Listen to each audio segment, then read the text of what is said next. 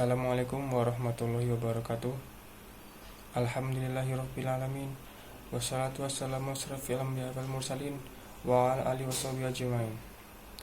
Di hadapan dosen pengampu Muhammad Irfan SI MSc. Di sini saya Arif Miftahudin NPM 20210200285 akan menjelaskan tentang haji. Pengertian haji. Haji secara bahasa adalah menuju ke sesuatu tempat secara berulang-ulang, atau menuju ke suatu tempat yang dimuliakan atau diagungkan oleh suatu kaum peradaban. Ibadah haji ke Mekah inilah yang disebut haji, sebab Baitullah adalah tempat yang diagungkan dan tempat yang disucikan bagi umat Islam. Adapun menurut istilah kalangan ahli fikih mengartikan bahwa haji adalah niatan datang ke Baitullah untuk menunaikan ritual ibadah tertentu. Ibnu al-Humam mengartikan bahwa haji adalah pergi menuju Baitullah Haram menunaikan aktivitas tertentu pada suatu waktu tertentu. Para ahli fikih lainnya juga berpendapat bahwa haji adalah mengunjungi tempat-tempat tertentu dengan perilaku tertentu pada waktu tertentu juga. Hukum haji dan dasar-dasar hukumnya. Haji adalah rukun Islam yang kelima. Melaksanakan haji hukumnya wajib bagi orang yang telah memenuhi syarat-syarat haji. Kewajiban haji ditetapkan dengan Al-Quran, Sunnah, dan ijma seluruh umat. Dalil tentang Al-Quran wajibnya haji bagi umat Islam. Firman Allah Subhanahu wa Ta'ala yang menjelaskan mengerjakan haji adalah kewajiban manusia terhadap Allah, yaitu bagi orang-orang yang bersanggup mengadakan perjalanan ke Baitullah. Barang siapa yang mengingkari kewajiban haji, maka sesungguhnya Allah tidak memerlukan sesuatu dari semesta alam. Surat Al-Imran ayat 97. Kemudian Imam An-Nawawi menjelaskan hadis tentang dasar yang jelas dan dalam mengetahui agama, sebuah pilar landasan dan himpun rukun-rukunnya.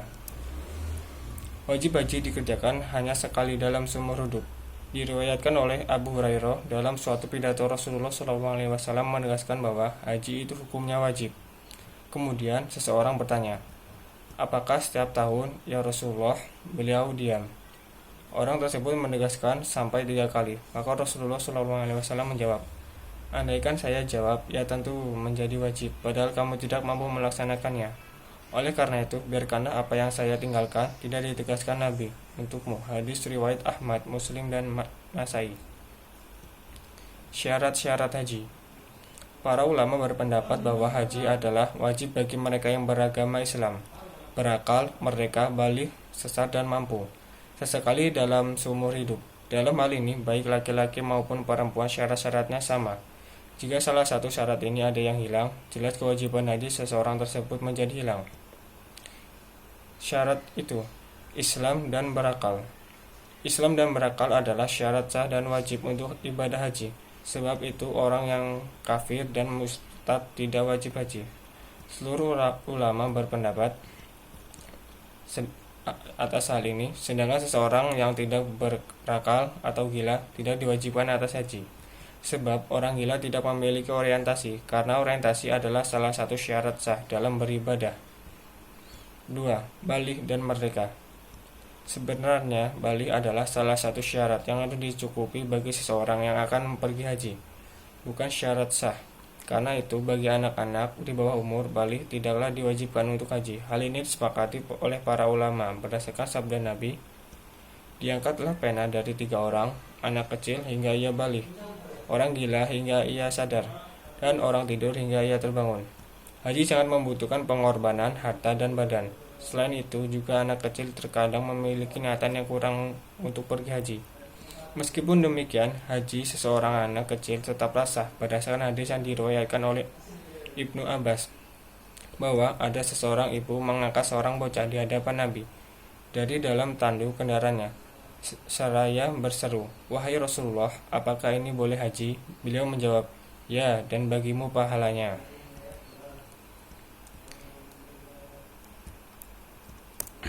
Kemudian dianggap sah sesuai keabsyahan takbiratul ihramnya dalam sholat. Kedua, hajinya bisa dianggap tidak sah karena perbedaan dengan sholat yang tanpa biaya. Haji memerlukan biaya dan harta benda yang tidak sedikit jumlahnya. Sebab itu hajinya anak kecil, walaupun dia sudah bisa membedakan sesuatu sekalipun tidaklah sah tanpa seizin orang tuanya. Kemudian, sehat dan mampu. Syarat wajib haji adalah mampu. Jika seseorang melaksanakan haji dalam keadaan sakit, sudah tua, bahkan miskin, maka hajinya adalah sah dan mencukupi. Hal ini dikarenakan pada saat zaman Rasulullah menunaikan haji, Rasulullah bersama dengan mereka atau kaum kafir, dan Rasulullah tidak memintanya untuk berhaji lagi. Dalam hal ini timbul pertanyaan, kriteria-kriteria apa yang dianggap mampu? Kemampuan yang dimaksud adalah sebagai berikut.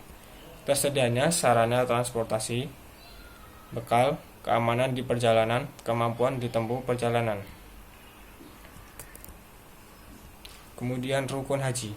Rukun haji adalah kegiatan-kegiatan yang apabila tidak dikerjakan maka hajinya dianggap batal. Perbedaan dengan wajib haji. Wajib haji adalah sesuatu perbuatan yang perlu dikerjakan. Namun, wajib haji tidak menentukan sahnya sesuatu ibadah haji.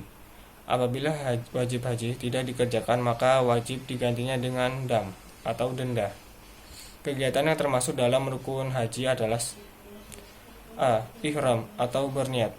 Adalah berniat mengerjakan haji atau umroh, bahkan keduanya sekaligus. Ihram wajib dimulai mikatnya, baik mikot zamani maupun mikot makani.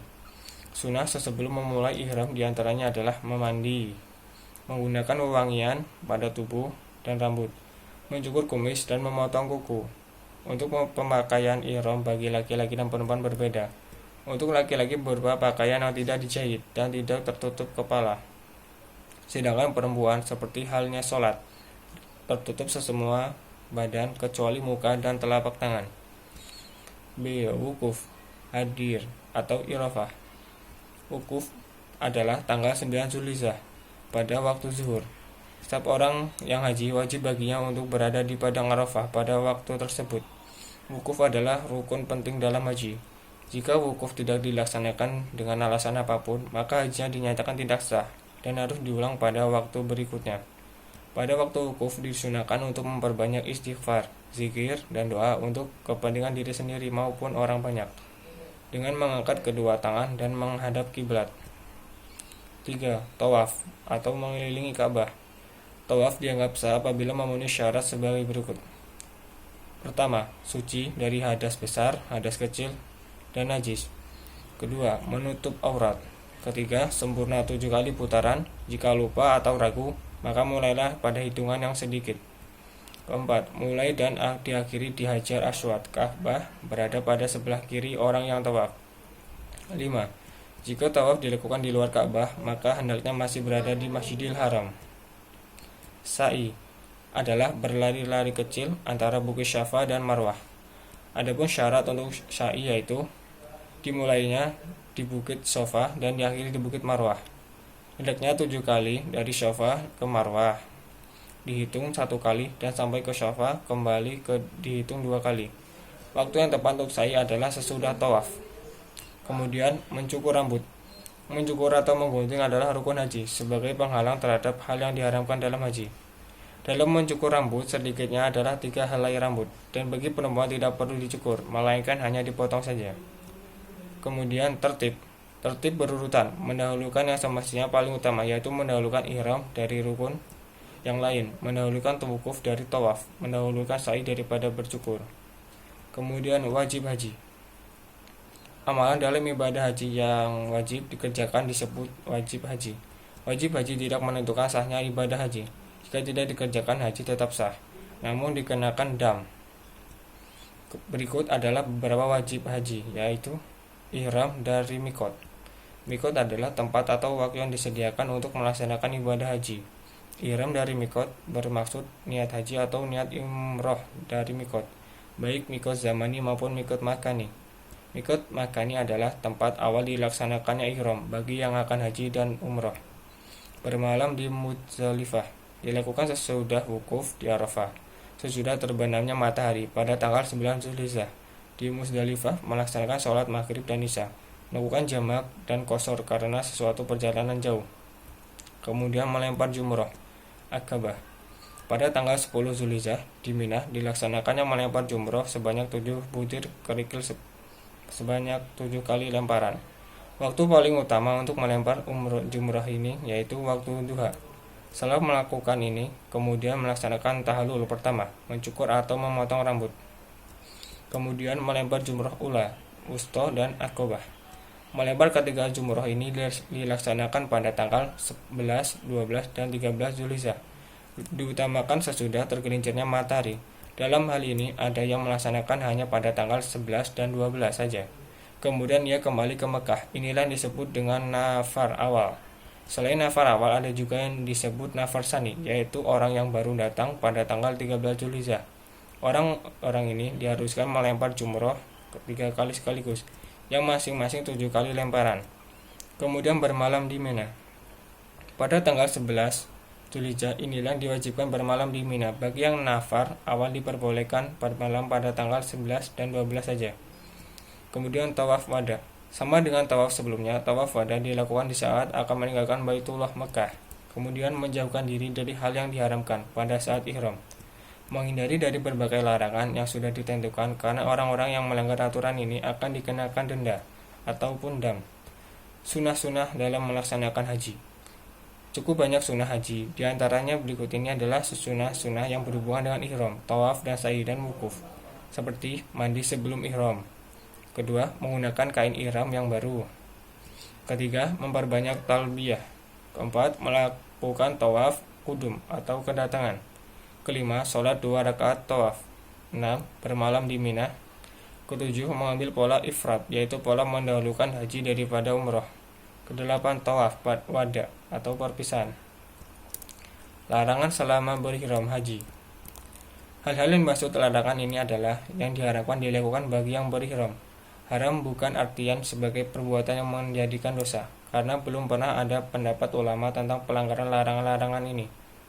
Sebagai contoh pelanggaran suatu hajat, tidak mencukur rambut dikarenakan memiliki penyakit yang tidak rambutnya dicukur bisa mengurangi kesehatan seorang haji, maka ini hukumnya tidak dosa. Adapun jika larangan ini disengaja akan mendapatkan dosa.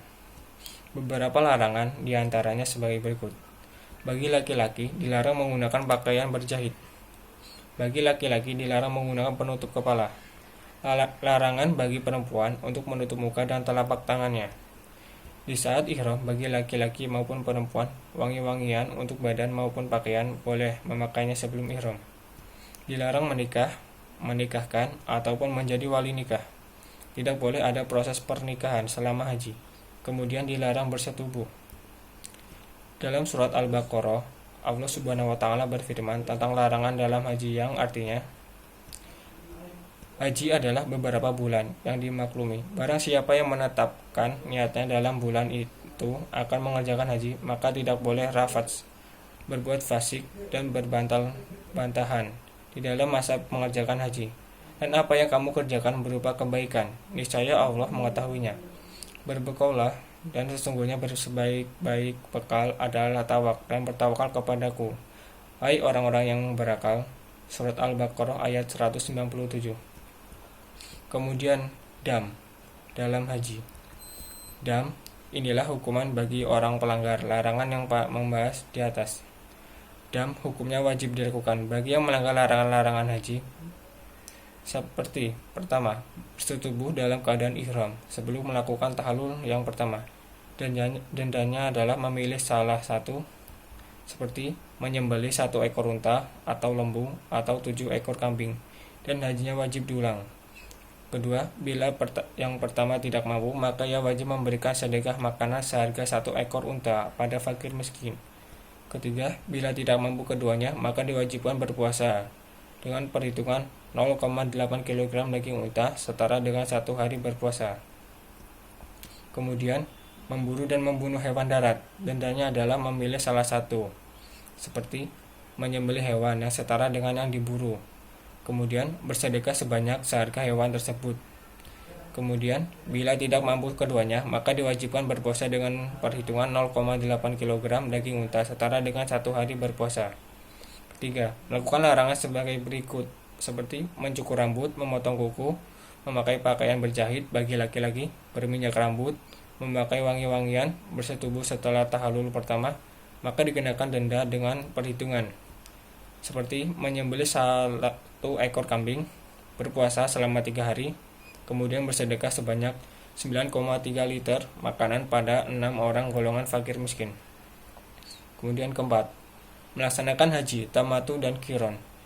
Dikenakan denda seperti menyembelih 1 ekor kambing, kemudian jika tidak mampu maka diwajibkan berpuasa selama 10 hari dengan aturan 3 hari berpuasa.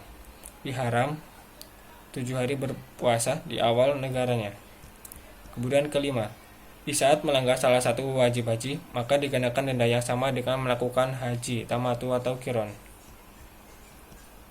Sekian presentasi dari saya. Apabila ada kesalahan dan dosa, saya mohon ampun. Wassalamualaikum warahmatullahi wabarakatuh.